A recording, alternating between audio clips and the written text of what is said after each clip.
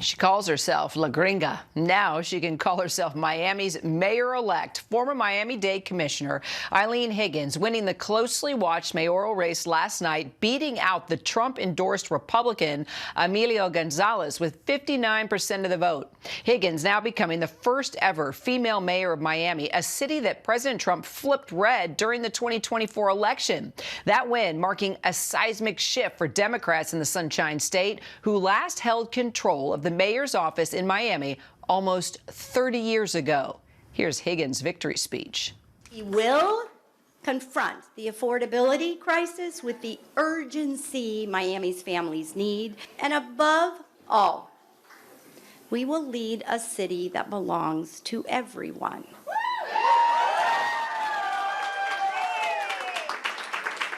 A city where seniors can stay, young people can build a future, immigrants feel welcomed and respected.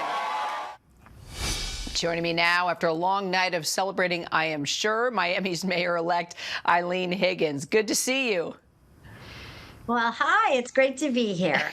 I'm sure for you, indeed. You know, you represented a district that leans conservative. It includes Little Havana, which is known for its strong conservative affiliation. Latino voters have traditionally leaned Democrat, but the GOP in Florida has found strong backing from Cuban, Venezuelan, and Nicaraguan immigrants. So how did you do it?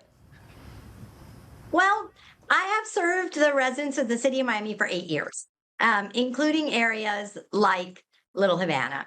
And I have a track record of getting things done, whether it's building affordable housing, getting funding for new rapid transit lines, supporting small businesses.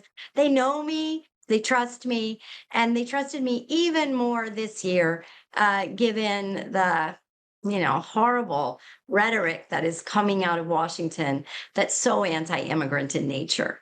All right, let me follow up with that. As you said, you focus your campaign on local issues like the cost of housing, but you also put a spotlight on the Trump administration's treatment of immigrants, for sure. You know, Miami is part of a federal program that deputizes local law enforcement to enforce immigration laws. You said you want to undo that. Why? Here's what I can say. We live in a city where more than half of the people were born somewhere else. We have been living here, working together, having families together, going to school together forever. This is the first time since I got elected in 2018 where the residents are afraid of their own government. I am in community meetings and people say to me, they whisper, my brother, my uncle, they were taken. Sometimes to Alligator Alcatraz, other times they don't know where they went. And so it's not just tearing families apart. It's a huge risk to our local South Floridian economy. We have got to put a stop to the politics of trickle-down hatred that are dehumanizing and really put the robustness of our economy at risk. I certainly hope Congress finds a way to do what they're supposed to do. Keep our borders secure so we don't have criminals coming in, but get a path to citizenship or to legally allow people to work here that allows our economy to grow. President Trump has eaten Democratic leaders for lunch, as you know. How are you going to handle him and get the job done that you promised? I've had the ability to work with President Trump during both terms. During his first term in office, I was successful in collaborating, particularly with the Department of Transportation, to bring down $100 million in funding to open a rapid transit line, which opened about a month and a half ago.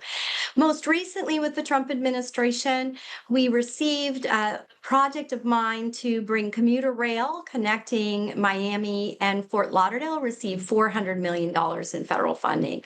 So I am going to work with the president like I work with everyone. When we find common ground on things like infrastructure, which has happened, we're going to work together. And when I really think perhaps his policies are not the best, as I think on immigration, I'm going to make my voice heard and hope that adjustments are made. Mayor-elect, you call yourself La Gringa. Not always a respectful way to describe a white American woman. Why do you call yourself this? Well, that wasn't me who thought it up. When I first ran in 2018 in Little Havana, no one could spell my name or say it with all these E's. So I used to say, no importa. And the knockers would say, vota por la gringa. And nothing, that was never meant in a disparaging way. It was always like, oh, aquí tenemos la gringa comisionada or la gringa comisionada. So it was really a note of affection. It was a way to refer to me. It meant I was a little different than they were, but no one has ever used that term with me in a disrespectful manner. And so it's kind of fun to be greeted like that on the streets of Miami. Already you're changing the stereotypes. Miami Mayor-elect Eileen Higgins, La Gringa, muchísimas gracias. A usted, cuídense.